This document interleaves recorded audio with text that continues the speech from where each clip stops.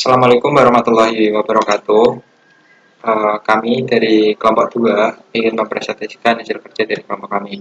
Sebelumnya, nama kelompok, nomor 1, Ahmad Irfan Maulana, absen 1, Dina Arisila, absen 7, Erwin Saputra, absen 10, Indri Aulia Widianingrum, absen 14, Presti Fiska Arianti, absen 28. Sebelumnya ada video yang bagus untuk ditonton, silakan bisa ditonton bersama. Saya kalau misalkan gagal terus berarti saya nggak percaya dengan adanya Tuhan dong mas. Kan orang sukses berawal dari gagal.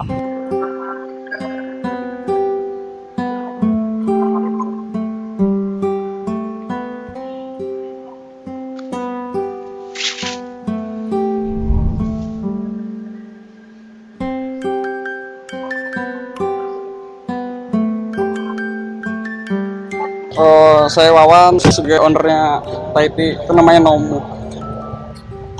Nomu itu artinya kalau di dalam bahasa Jepang itu minuman. Arti minuman.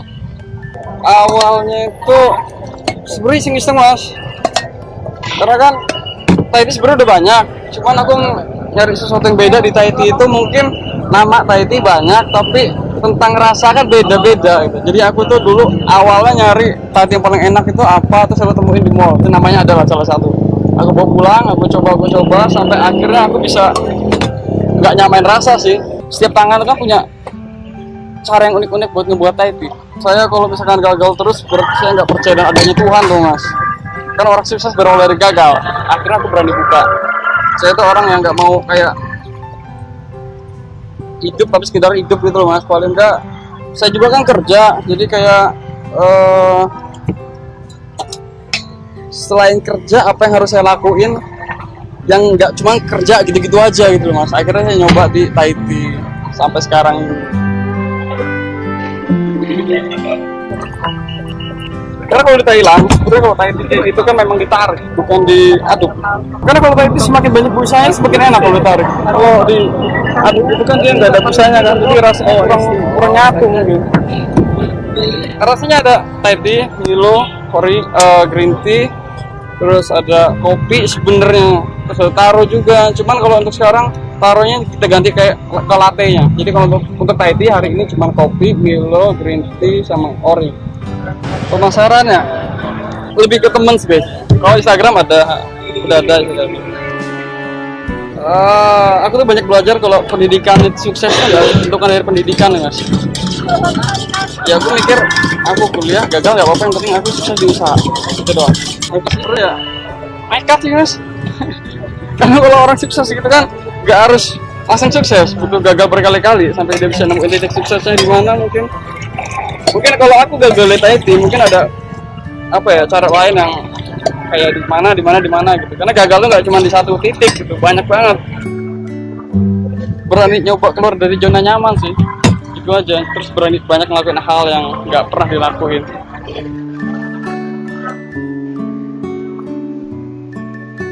Kedepannya berbanyak cabangnya, harapannya itu doang sih mas. Ya kalau berkembang kan bisa berbuat baik sama orang banyak. Terima kasih buat yang udah nonton video ini. Jangan lupa subscribe Cap-Capu.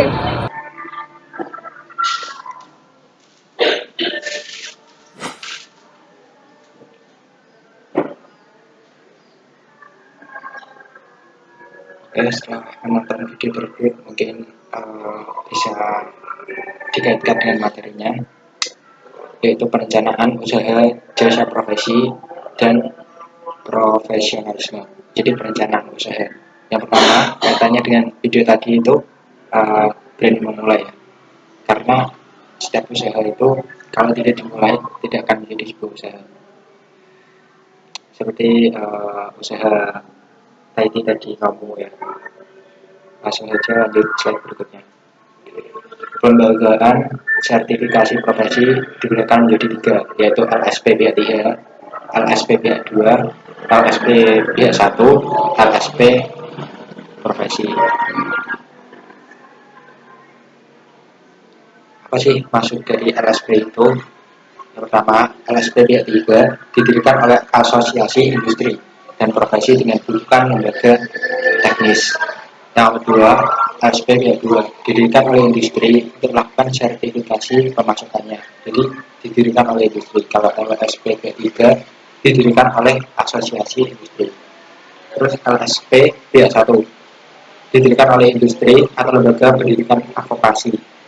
Sedangkan LSP profesi didirikan oleh industri atau organisasi dengan dukungan asosiasi profesi untuk memelihara kompetensi profesi.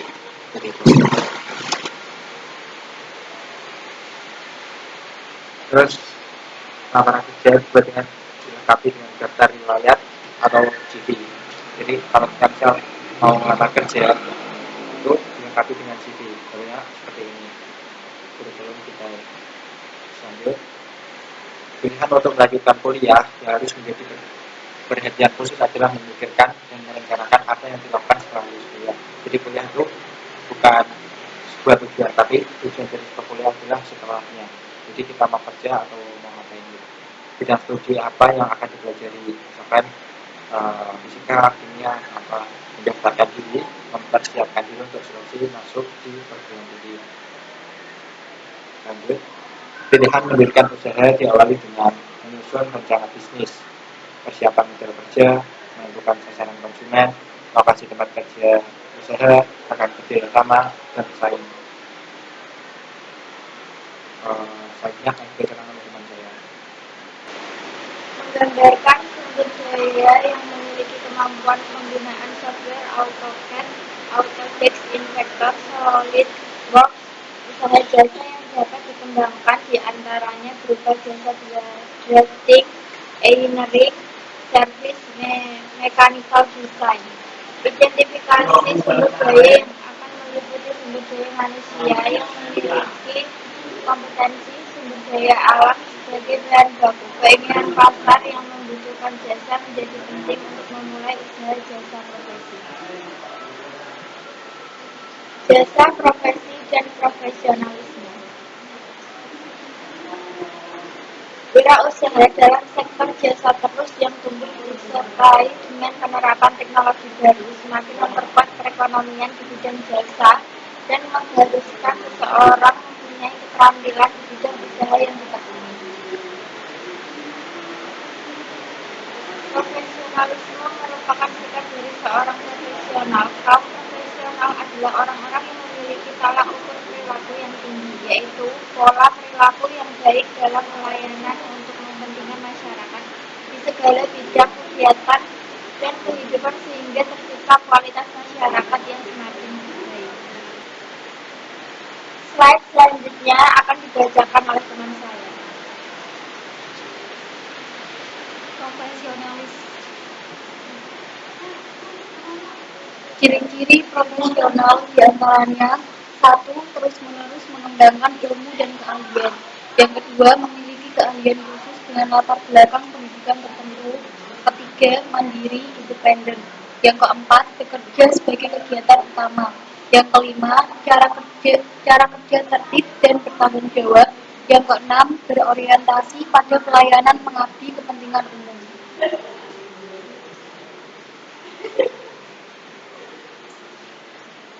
Ciri-ciri wirausahawan seperti: 1. Melangkah dengan berorientasi pada efektivitas dan efisiensi. Kedua, memiliki jiwa kepemimpinan. Ketiga, bertindak sebagai motivator. Yang keempat, berani ambil resiko. Kelima, semangat mengatasi kesulitan. Dan yang keenam, memiliki daya inovasi, kreasi, dan imajinasi tinggi. Ketujuh, tepat dalam menerapkan prinsip ekonomi. 8. Memilih sistem manajemen yang tepat. 9. Adaptif terhadap perubahan lingkungan. 10. Berpikir analisis. 11. Melakukan review untuk mengembangkan berkelanjutan. Selanjutnya akan dibacakan oleh teman kami.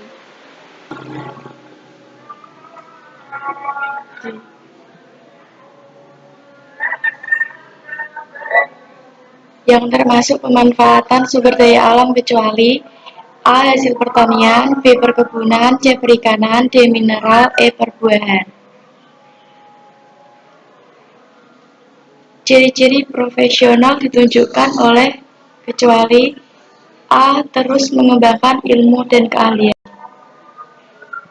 2. Ciri-ciri profesional ditunjukkan oleh kecuali A. Terus mengembangkan ilmu dan keahlian. B. Mandiri independen. C. Tertib dan tanggung jawab. D. Mementingkan kepentingan pribadi. E. Memiliki keahlian khusus dengan latar belakang tertentu.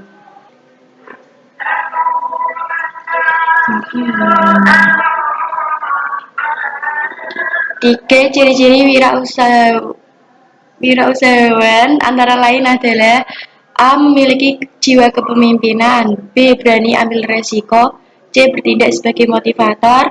D. Berpikir analisis. E. Jawaban A, B, C, D benar semua.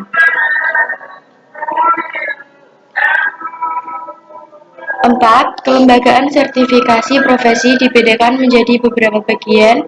A5, B6, C4, D3, E8.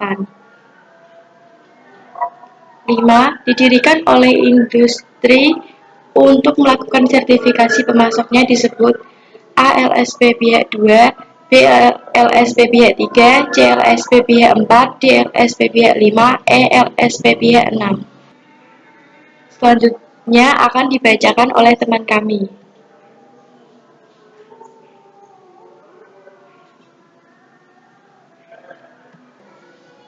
Enam, akuntabilitas yang dituntut dari seorang profesional adalah tanggung jawab atas semua tindakan yang dilakukan sehingga berbasis kompetensi dan didasari oleh A. Profesionalisme, B. Evidence based, C. Review, D. Drafting, E. Audit investor. 7. Pilihan untuk melanjutkan kuliah yang harus menjadi perhatian khusus adalah kecuali A. Mendaftarkan diri, B. Persiapan modal kerja, C. Mempersiapkan diri untuk masuk perguruan tinggi, D. Bidang studi apa yang dipelajari, E. Merencanakan setelah lulus. 8. Pilihan bekerja setelah lulus diupayakan melalui beberapa langkah kecuali A. Mendirikan usaha dengan menyusun rencana bisnis, B. Memilih sistem manajemen yang tepat, C. Mempersiapkan diri untuk masuk perguruan tinggi, D. Menentukan sasaran konsumen, E. Mendaftarkan diri di bursa kerja dan melihat informasi lowongan pekerjaan. 9. Daftar riwayat hidup yang berisi data dan informasi diperlukan untuk melamar pekerjaan disebut A. Kurikulum vitae, B. SolidWorks, C. Software AutoCAD, D.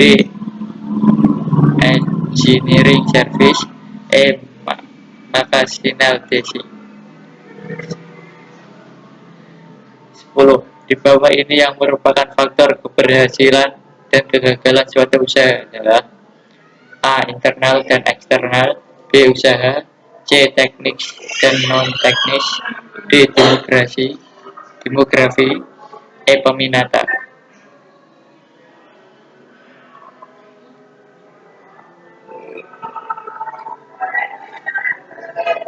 Sekian presentasi dari kelompok 2. Apabila ada kesalahan, mohon maaf sebesar-besarnya. Wassalamualaikum warahmatullahi wabarakatuh.